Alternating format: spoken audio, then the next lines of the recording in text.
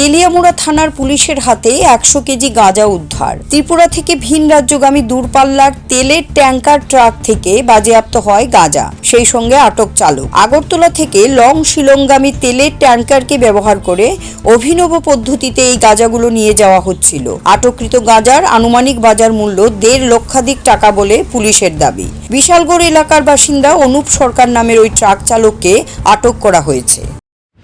খবরের ভিত্তিতে আমাদের হাওয়াই বাড়িতে টিআর 01 AS 1708 একটি ট্রাক গাড়িতে তল্লাশি চালানো হয়। তল্লাশির সময় আমাদের সৌরভ দাস সাহেব DCM সাহেব ছিলেন উপস্থিত। তো আমরা গাড়িতে তল্লাশি করে আমরা প্রায় 100 কেজি মতন গাঁজা গাড়ি থেকে আমরা উদ্ধার করি। গাড়িটা করতে কোন দিকে যাচ্ছিল? গাড়িটা আগরতলা থেকে লং শিলং দিকে যাচ্ছে। বাজার মূল্য কত দিব? গাঁজার আনুমানিক বাজার মূল্য 1.5 লক্ষ টাকা হবে। যারা আটক করছেন তার নাম কি? বাড়ি অনুপ সরকার, বাড়ি বাড়ি বিশালগড়। প্রত্যেকের গাড়ি লুটিং হয়েছে এবং জানতে পারছেন ওটা আমরা ইন্টারোগেশনে আছি, বাকিটা আমরা পরে তদন্ত অধীন আমরা তদন্ত করে জানতে পারবো কোথা থেকে।